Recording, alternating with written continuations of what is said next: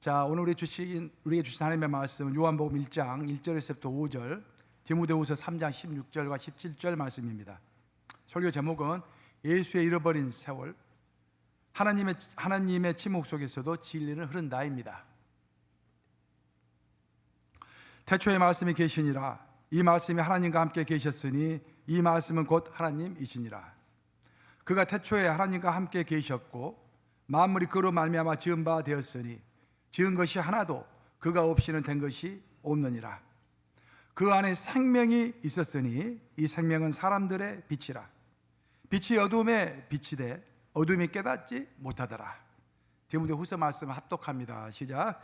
모든 성경은 하나님의 감동으로 된 것으로 교훈과 책망과 바르게 함과 의로 교육하기에 유익하니 이는 하나님의 사람으로 온전하게 하며 모든 선한 일을 행할 능력을 갖추게 하려 함이라. 살아계신 하나님의 말씀입니다. 이 성경에는 우리 예수님이 어떻게 사셨는가, 예수님의 일대기가 이렇게 기록되어 있는데 참 신기하게도 예수님이 12살 이후부터 공생애를 시작하신 30세까지 그 18년 기간에 대해서는 침묵을 하고 있습니다. 누가복음 2장을 보시면은 예수님이 유월절을 맞이해서 가족과 함께 또 동네 사람들과 함께 예루살렘 성전을 방문하는 내용이 나옵니다. 예수께서 예루살렘 성전을 방문하고 유월절을 다 보낸 다음에 집으로 갈릴리 지역으로 돌아가는데 가다 보니까 이제 부모님들이 예수가 없어진 것을 발견하게 된 것입니다. 그래서 부랴부랴 다시 예루살렘 성전으로 찾아왔더니 그곳에서 예수님이 계셨다라는 그런 이야기가 나옵니다. 그게 바로 예수님이 나이가 12살 때였습니다. 그리고 12살 이후에 그 이후부터 예수님이 세례 요한으로부터 세례를 받고 공생을 시작하기까지 그 기간에 대해서는 성경이 침묵하고 있고 딱 두 마디만 언급을 하고 있습니다. 그게 바로 누가복음 2장 51절과 52절인데 한번 같이 읽어보겠습니다. 시작. 예수께서 함께 내려가사 나사렛에 이르러 순종하여 받드시더라. 그 어머니는 이 모든 말을 마음에 두니라. 예수는 지혜와 키가 자라가며 하나님과 사람에게 더욱 사랑스러워 가시더라. 즉 예수님이 12살 이후가 이제 청소년기가 되겠죠. 청소년기와 또 한 20세가 넘으면 청년기가 되겠죠. 청년기, 청소년기와 청년기 때의 예수님의 그 성장 스토리는 크게 두 가지로 요약된다 그런 말이에요. 첫째는 예수님은 효자였습니다. 효자였어요. 이 성경에서 제5계명이 10계명에서 제5계명이 내 부모에게 효도하라 되어 있지 않습니까? 마찬가지로 예수님은 부모님에게 순종하는, 사실 예수님이 불평하려면 불평도 많이 할 수 있었을 건데 그 환경이 별로 좋지 않아서 그럼에도 불구하고 예수님은 순종하는 효자였다 그런 말을 첫 번째로 하고 있습니다. 두 번째로 예수님에 관한 말씀은 누가복음 2장 52절에 보면은 예수님은 균형 잡히게 성장했다라고 되어 있습니다. 예수님 무엇보다도 그 지혜가 자라갔다고 되어 있죠. 지혜는 지성을 얘기하는 것이죠. 그 키가 자라갔다고 했습니다. 키는 신체를 얘기하는 거예요. 신체적으로도 건강했다 그런 말입니다. 그 하나님으로부터 사랑을 받았다, 영적으로 성장했다 그런 말이죠. 그뿐만 아니라 네 번째가 하나 더 있는데 그것은 사람 사이의 관계에서도 사람으로부터 사랑을 받았다, 즉 대인관계가 좋았다 그런 말입니다. 그래서 우리가 우리 자녀들을 양육하고 자녀뿐만 아니라 내 자신을 돌아볼 때도 항상 나는 네 가지 영역에서 골고루 균형 잡히게 성장하고 있는가라는 것을 항상 살펴봐야 합니다. 나는 지성적으로, 지적으로 성장하고 있는가? 어떤 사람들은 믿음이 있으면 지적인 것은 필요 없다고 이야기하는데 그렇지 않습니다, 여러분. 우리가 보통 이야기할 때 지정의라고 이야기하지 않습니까? 정지의라고 이야기하지 않아요. 지정의, 지적인 것이 먼저 있고 그 다음 감정적인 것이 지적인 것으로 통제가 돼야 하는 것입니다. 그래서 지정의가 되는 거예요. 지성은 우리에게 주신 하나님의 선물이죠. 지성이 있기 때문에 우리가 성경을 읽고 이해할 수가 있는 것입니다. 그래서 지성과 신앙은, 지성과 믿음은 항상 같이 가는 것이죠. 결코 이게 충돌하는 것이 아닙니다. 그래서 예수님은 그 지적인 면에 있어서도 성장해 가셨다 그런 말이에요. 그 예수님은 그 신체적인 영역에서도 항상 성장해 가셨습니다. 그래서 우리는 내 몸이 내 몸이 아니라 하나님의 성전이기 때문에 매일 우리는 물어봐야 돼. 내 스스로에게 나는 오늘 지적인 면으로 성경을 읽었는가, 책을 읽었는가, 나는 오늘 운동을 했는가 물어봐야 하는 거예요. 세 번째가 하나님으로부터 사랑스러워졌다라는 것은 영적인 것을 이야기하는 것이죠. 그 나는 오늘 우리에게 스스로에게 물어봐야 합니다. 나는 영적으로 오늘 하나님과 기도했는가, 하나님과 동행했는가 물어봐야 하는 거예요. 마지막 네 번째가 사람들로부터 사랑스러워졌다. 즉 대인관계를 이야기하는 것이죠. 나는 오늘 다른 사람과 사이좋게 잘 지냈는가. 예수님이 네 가지 면에서 균형을 이루면서 골고루 성장했다라는 것입니다. 물론 이런 짧은 두 구절이 우리에게 예수님의 성장 과정에 관한 어떤 힌트를 주고 어떤 아이디어를 주는 것은 사실입니다. 하지만 좀 너무 빈약하게 느껴지죠. 그 18년이라는 기간을 딱 두 절로만 설명하고 있으니까 궁금한 것입니다. 예수님이 나이 12살 되어가지고 예루살렘 성전에 있었을 때 그 본문, 누가 본 본문을 읽어보면요, 예수님이 벌써 12살 나이에 성전에서 율법학자들, 그러니까 성전에 있는 율법학자들은 사두개인들을 이야기하겠죠. 사두개인들은 훈련을 잘 받은 그런 이제 이 전문 사역자들 아닙니까? 특히 이제 바리새인과 사두개인들은 또 달라요. 사두개인들은 이 광야에 있는 사람들, 이게 뭐라 그러십니까? 일상의 산 가운데 있는 사람들이지만 사두개인들은 성전에서 일을 하는 고급 이게 영적 지도자들입니다. 교육을 잘 받은 사람들이에요. 근데 그 사람들 앞에서 예수님이 그들을 가르쳤다라고 되어 있죠. 그러니까 그들이 12살 먹은 예수의 말을 듣고서 깜짝 놀랐다라는 그런 구절이 나옵니다. 어찌됐든 예수의 부모가 예수를 찾아와 가지고 너 왜 여기 있느냐, 빨리 나랑 같이 가자라고 했을 때 예수님이 이렇게 답변하죠. 아니, 내가 우리 아버지, 내 아버지가 있는 집에 내가 있어야 할 줄을 당신은 모르나이까. 여호와 하나님이 내 아버지다 이 말이죠. 내 아버지니까, 내 아버지 집이 성전이니까 내가 이곳에 있어야 할 것은, 있는 것은 당연한 것이다 라는 그런 신비로운 말씀하십니다. 그 말씀을 들었을 때 마리아는, 어머니 마리아는 그 말을 마음에 새겼다라고 되어 있습니다. 왜 아버지 요셉 이야기 안 나온지 모르겠어요. 어머니 마리아만이 그 예수의 말씀을 마음속에 깊이 새겼다라고 되어 있습니다. 벌써 예수님은 나이 12살에 자기가 누구인가를 자각하고 있었다라는 것입니다. 자신은 여호와 하나님의 독생자 아들이다라는 것을 이미 자각하고 있었다라는 거예요. 그러나서 나이 30이 될 때까지 성경은 예수님의 행적에 대해서 침묵하고 있습니다. 그래서 그 18년이 이제 문제가 된 거예요. 18년을 가지고 많은 사람들이 추측을 하기 시작했습니다.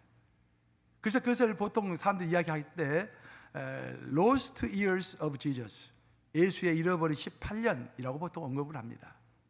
사람들은 상상을 하기 시작했습니다. 18년 동안 예수님이 무엇을 했을까?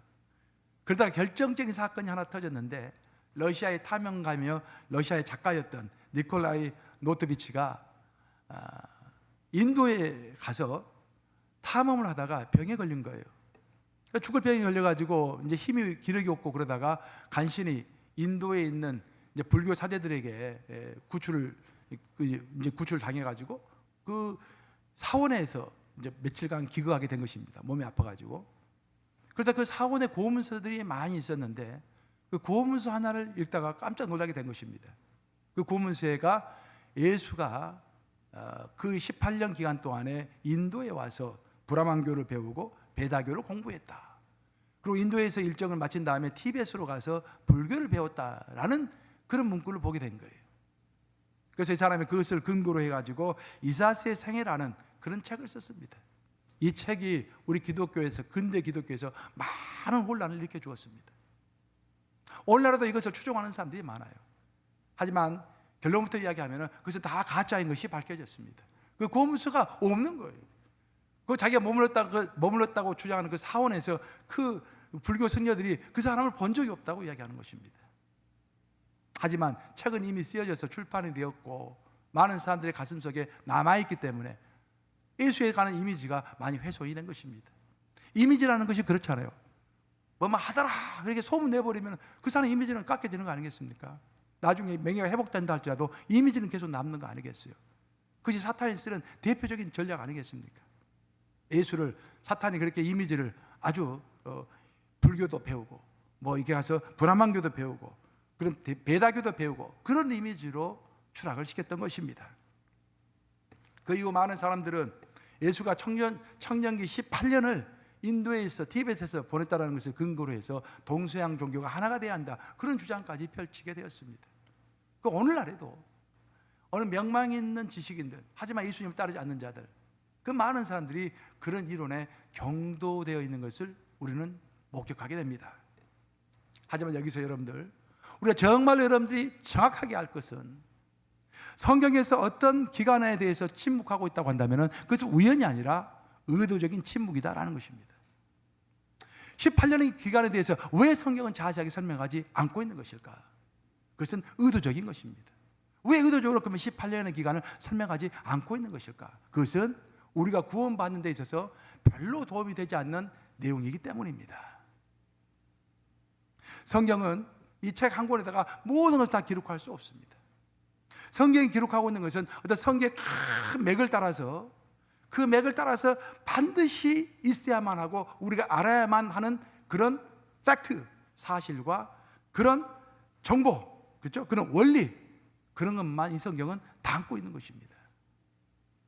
성경의 전체적인 맥을 쭉 훑어보면 창세기부터 요한계시록까지 성경이 말하고 있는 가장 핵심적인 메시지는 뭐냐? 그것은 구원과 회복입니다.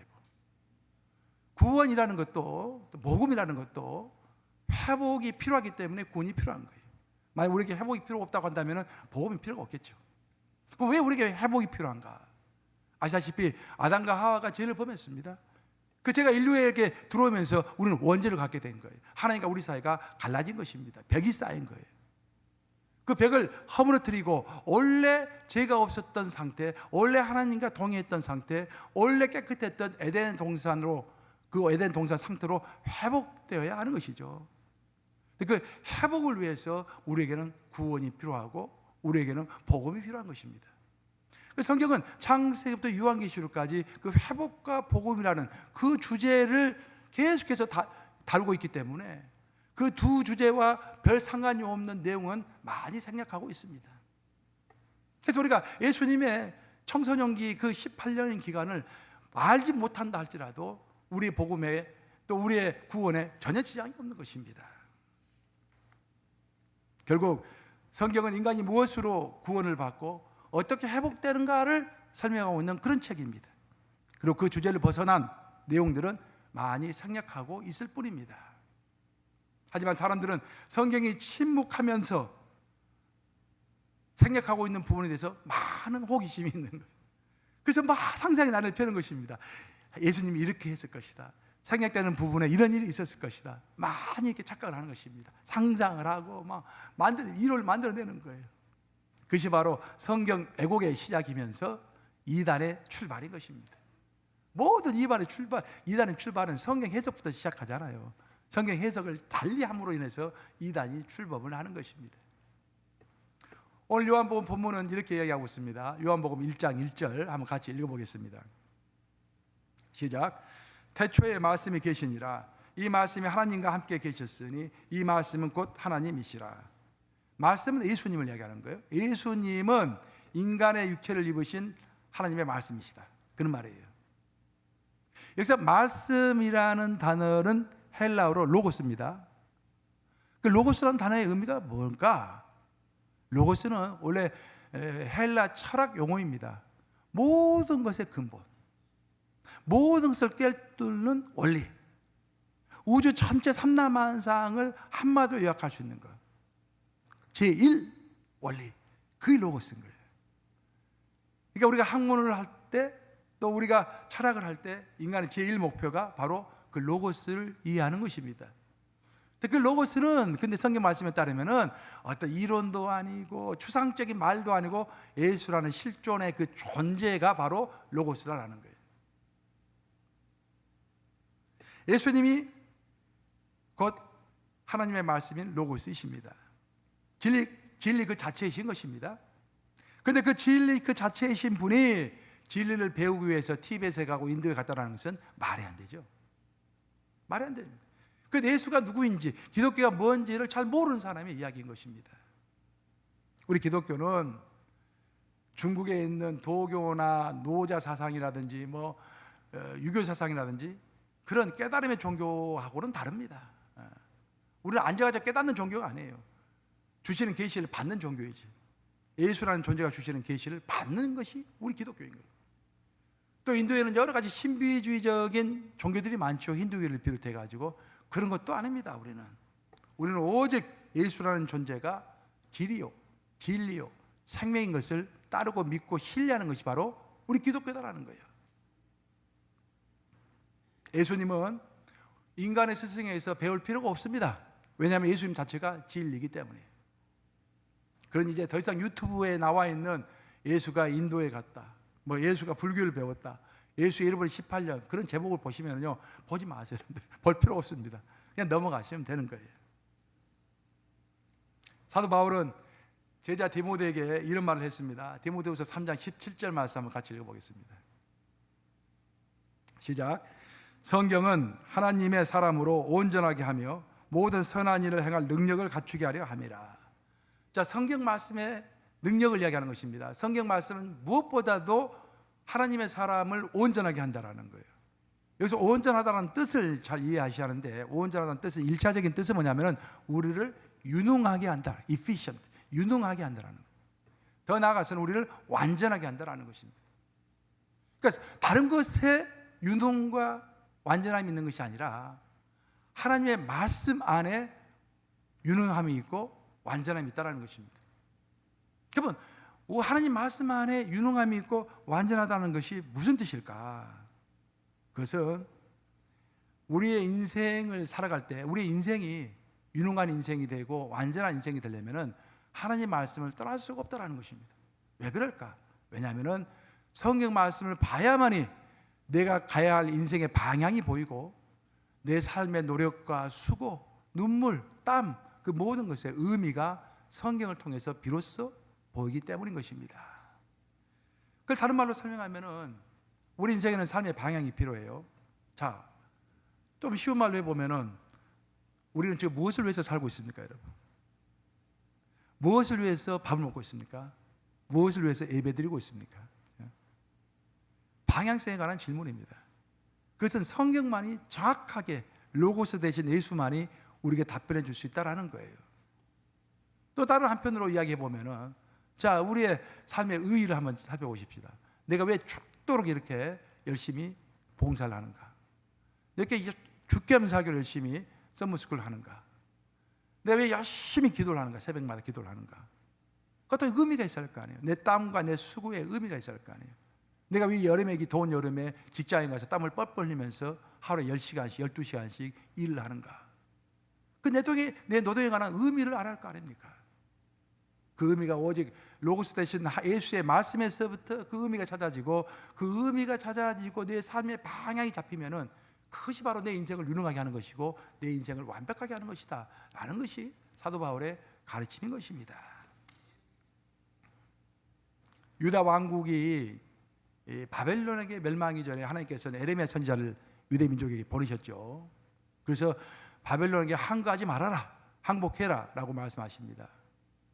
그러면서 그 바벨론에 이제 멸망할 거라는 것을 예언하면서 에레미야가 동시에 또 한 가지 중요한 것을 예언합니다. 한 가지 중요한 것은 뭐냐면은 앞으로 70년이 있으면은 70년 후에는 너희가 해방될 것이다.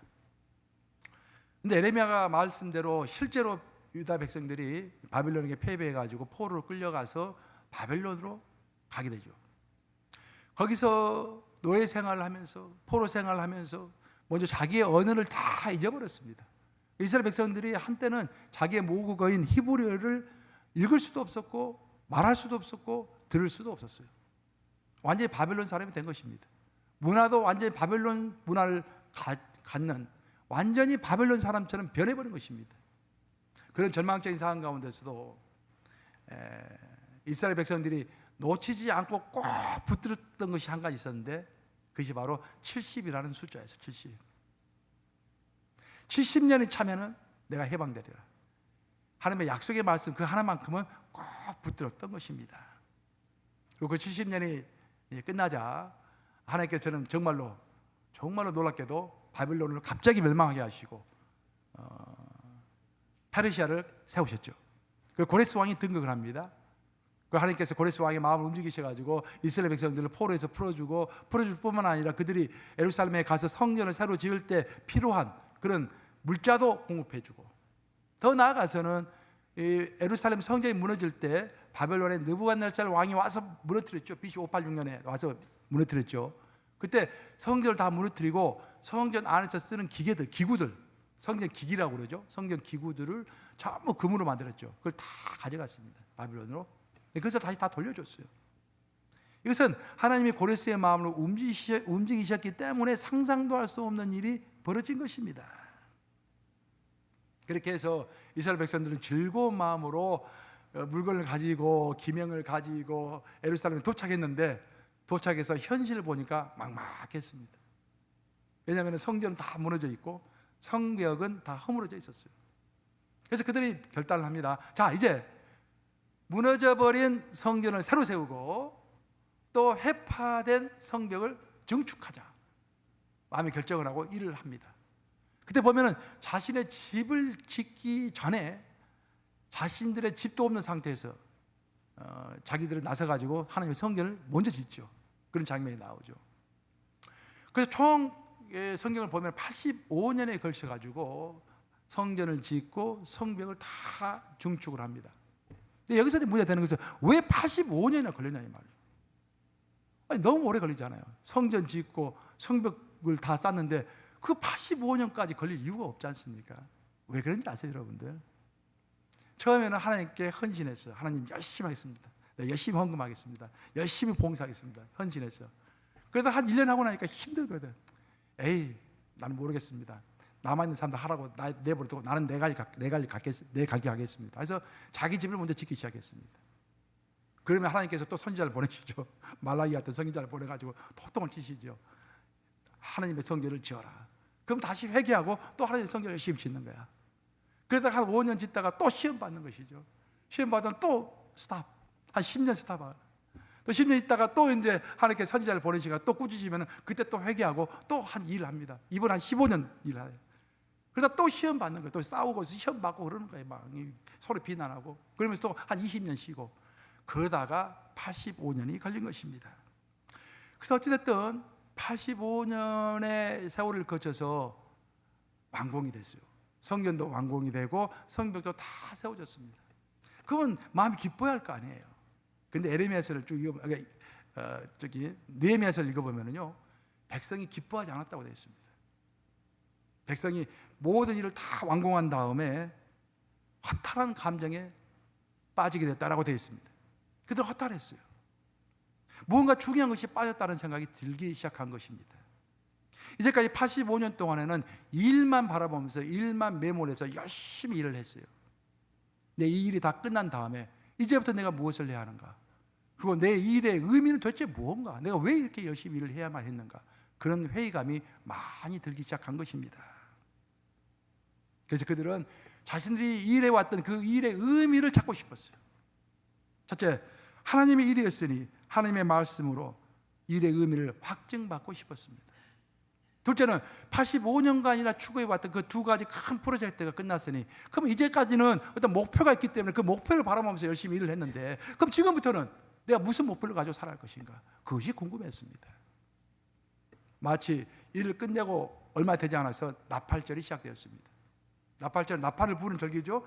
정월초하루예요. 정월초하루. 이스라엘 달력으로 정월초하루가 나팔절입니다. 신년에 나팔 부는 거예요. 이게. 그 나팔절 날 누가 시키지도 않았는데 백성들이 전부 수문 앞 광장으로 모였다고 되어 있습니다. 수문 앞이라는 것은 예루살렘 성전을 보면 동쪽 문이 제일 중요하죠. 그 동쪽 문과 예루살렘 성전 사이가 상당히 넓은 공간이 있는데 그것이 바로 수문 앞 광장입니다. 그 광장에 누가 모이라고 하지 않았음에도 불구하고 백성들이 다 모였다라고 되어 있어요. 그리고 그들이 에스라를 부릅니다. 에스라 학사죠. 에스라가 성경 학자죠. 에스라 선생이시여 우리에게 말씀해 주시옵소서. 에스라를 외쳐요. 에스라가 오케이 하고 나서 가지고 백성들에게 명령하죠. 모세오경의 두루마리를 나에게 가져와라. 모세오경은 창세, 출애굽기, 레위기, 민수기, 신명기 이 5권의 책이죠. 이 5권의 책을 나무 강단 위에 올라가 가지고 에스라가 선포하기 시작합니다. 하나님의 말씀이 선포될 때, 모세오경의 말씀이 선포될 때 거기에 있는 남녀노소 가릴 것 없이 어린아이까지 전부 일어서서 하나님의 말씀을 들었다고 되어 있어요. 전부 일어섰습니다. 하나님의 말씀을 들었습니다. 근데 놀라운 것은 성경을 읽어보면 에스라는 해가 뜰 때부터 말씀을 들었다고 되어 있어요. 그러니까 6시부터 오전 한 6시부터 그 정확히 6시는 알지 모르겠지만 해 뜰 때가 한 6시 정도 되니까 그때부터 말씀을 선포한 거예요. 그리고 정오까지 말씀을 전했다고 되어 있습니다. 6시간 동안 모세오경을 읽어준 것입니다. 여기서 또 하나 의문이 생기는 거야. 우리가 성경 읽어보잖아요. 창세, 출애굽기, 레위기, 민수기, 신명기. 아무리 늦게 읽어도 한 2-3시간이면 다 읽을 수 있잖아요. 근데 왜 6시간 동안 그걸 읽었을까? 그 이유는 그 말씀을 듣는 백성들이 모세오경은 히브리어로 적어졌잖아요. 히브리어로, 이스라엘 언어로 적어졌잖아요. 그 언어를 자기 언어임에도 불구하고 이해할 수 없는 거예요. 그 당시 상황이 그 정도 상황이었습니다. 그러니까 쉽게 얘기하면 백성들은 뼈가 빠지게 열심히 봉사하고 일을 했지만 성경 말씀을 읽을 수도 없고 들을 수도 없고 해석할 수도 없는 그런 인생을 85년 동안 산 것입니다. 그러자 에스라가 그걸 불쌍히 여겨가지고 레위인들을 다 부릅니다. 레위인들을 백성들 중간중간에 다 끼워 넣습니다. 그리고 창세기 1장 1절을 딱 읽으면은 그 다음에 레위인들이 그것을 일반 백성들이 사용하는 아람어로 바꾸어서 번역을 해줍니다. 그 어려운 말이 나면 그것을 또한 해석도 해줍니다. 그때사 85년 만에 일반 군중들의 백성들이 그때사 하나님의 말씀을 이해하는 거예요. 하나님의 말씀을 이해하고 나서 백성들이 보였던 최초의 반응이 뭔지 아십니까, 여러분? 그들이 모두 울었다라고 되어 있습니다.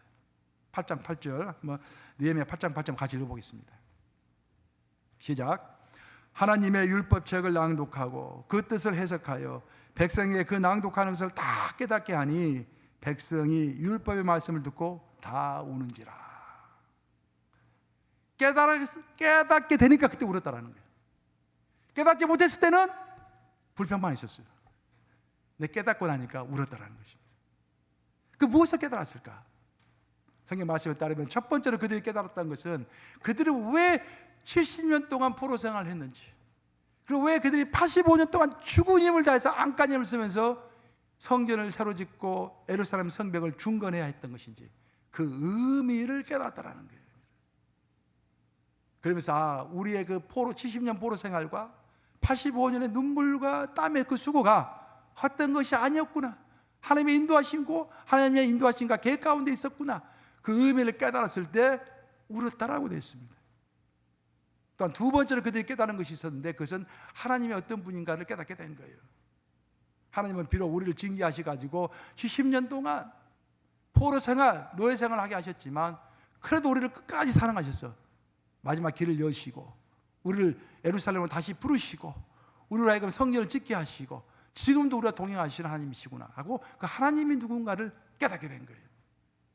그 공의 하나님이시지만 끝없이 은혜와 사랑을 베푸시는 그 하나님을 깨달았을 때 또한 그들이 눈물을 흘리게 된 것입니다. 세 번째로 그들이 깨달은 것은 자신들의 죄를 깨닫게 된 것입니다. 자신들의 죄뿐만 아니라 성경을 읽어보면 그들의 선조의 죄를 깨닫고 선조의 죄를 대신해서 회개했다고 되어 있습니다. 자신들이 얼마나 큰 죄인인지, 자기가 얼마나 큰 시커먼 사람인지, 그럼에도 불구하고 자꾸 다른 사람들을 지적하고 비난했던 것, 그것을 깨달아 알게 된 것입니다. 주여, 우리 조상들의 죄를 제가 대신 회개합니다. 우리 조상들도 용서해 주시고 저희들도 용서해 주시옵소서 라고 기도했다고 되어 있습니다. 그러면서 그들이 눈물을 흘리게 되는 것이죠. 이 구절을 읽으면서 저는 이제 그런 생각을 좀 해봤어요. 최근에 보니까 한 2-3주 사이에 우리 교회 새벽기도에 여러분들 이제 유튜브로 많이 들어오셔서 보시는 것 같아요. 그것도 히팅해서도 아주 스테이블하게 가고 있는 것 같아요. 그래서 우리도 교회도 이 말씀으로, 그러니까 사도 바울이 에베소가 이제 아데미 신전에 있는 영적으로 굉장히 센 곳이거든요. 그 에베소에 가서 이것도 해보고 저것도 해봤는데 잘 되지 않았습니다. 사도 바울 처음에. 그래서 나중에 사도 바울이 돌파하게 된 것이 두란노 손을 세우죠. 거기서 꾸준하게 말씀을 전파하죠. 그러면서 그 아데미 신전에 있는 그 어마어마한 영적 세력을 다 이겨내죠. 결국 말씀이에요, 여러분들. 여러분 몸이 아파도 그렇고요. 여러분 비즈니스적인 문제가 있어도 그렇고요. 그 어떤 문제가 있어도 말씀으로 다 돌파가 되는 것입니다. 예. 그래서 나는 이제 우리 교회 뉴욕감역의 새벽기도를 눈물이 있는 새벽기도회라면 어떨까? 이렇게 울었다라는 그 말씀을 붙잡고서 이스라엘 백성들이 깨달았을 때 울었다라는 그 말씀을 붙잡고서 우리도 매일 새벽에 하루도 빠지지 않고 매일 말씀 묵상하고 같이 막 묵상하고, 고린도전서 10장 1절에 보면 그 말 나오잖아요. 같은 말, 같은 마음, 같은 뜻. 우리가 같은 말씀을 볼 때, 새벽에 같은 말씀을 볼 때 같은 마음을 갖게 되고 같은 뜻을 품게 된다. 같이 울고 같이 비전을 품고 하는, 그렇게 우리가 말씀을 적용하면서 새벽 기도에 또 열심을 내면 어떨까. 우리 모든 성도들 함께 하시기를 우리 주님의 이름으로 축원합니다. 오늘날 우리 기독교가 이제 많은 위기에 처했다고 그러잖아요. 뭐 교회 성장도 멈추고, 뭐 교회 이제 여러 가지 도전도, 내부의 분란도 있고, 막 여러 가지 말들이 많은데, 진짜로 그 기독교의 큰 문제 중에 하나는요, 그런 것보다 더 큰 문제는 현대인들이 더 이상 종이책을 깊이 있게 읽을 수 있는 능력을 상실해 가고 있다라는 것입니다. 여러분 생각해 보세요. 여러분 지난 한 달 사이에 어떤 책을 처음부터 1페이지부터 마지막 페이지까지, 영어로 말하면 커버 투 커버인데, 커버 투 커버를 읽어보신 적 있으세요? 아마 대부분 없을 것입니다. 요즘에는 종이책을 읽지 않아요. 저는 이것도 사탄의 계교라고 생각합니다. 아무리 인터넷이 발달돼도 종이책은 종이책이거든요. 종이책을 읽어야만이 우리가 선형적 능력이 생기는 거예요. 선형적 능력이라는 것은 논리적인 능력이 생기고 이해 능력이 생긴다라는 것이죠.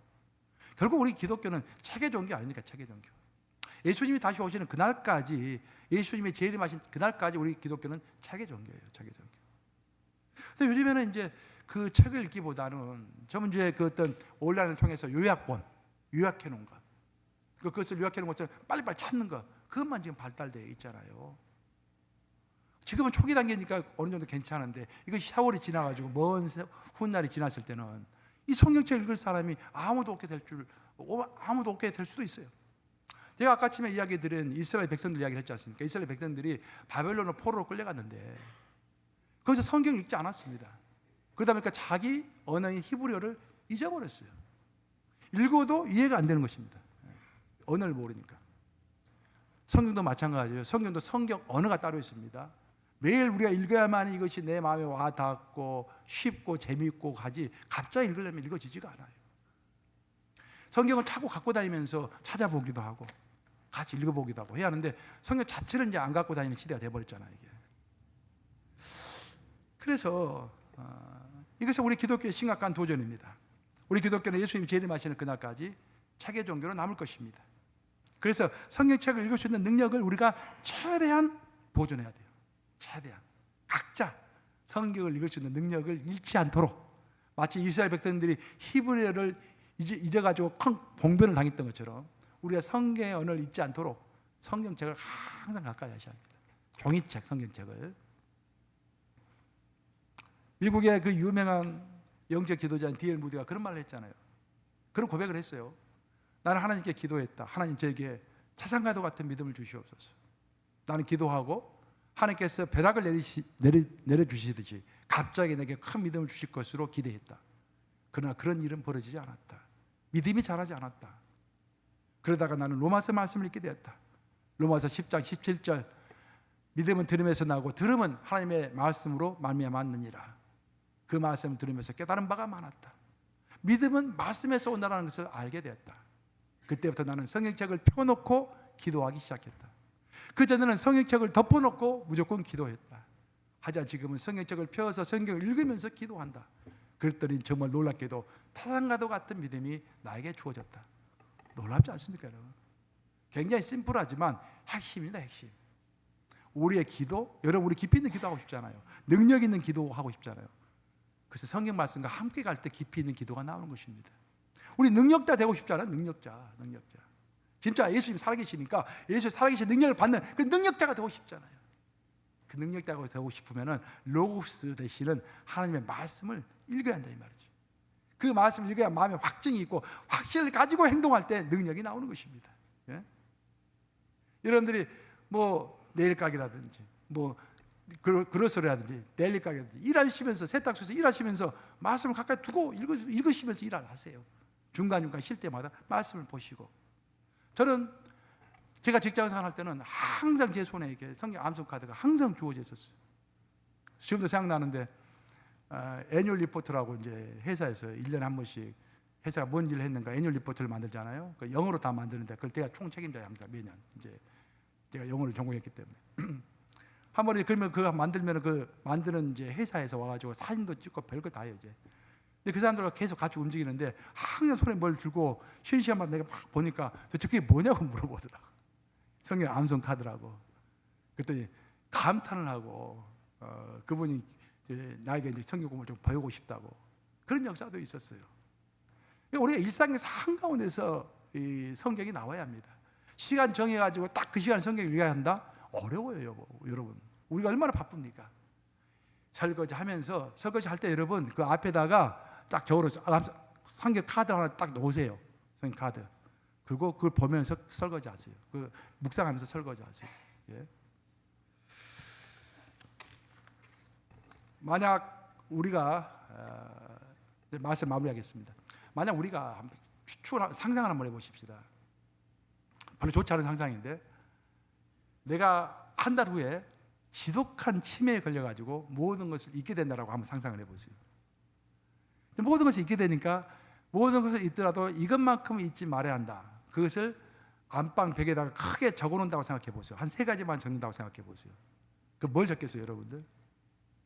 제일 먼저 나는 김말순입니다. 자기가 누군지 적겠죠. 그거 잊어버리면 안 되니까. 두 번째는 우리는 예수님의 제자들이니까 예수 그리스도만이 나의 구세주시오, 내 인생의 주인이시오, 내 천국 길로 인도하시는 분이다라는 것을 적을 것입니다. 이 두 가지는 누구든지 다 생각할 수 있는 거예요.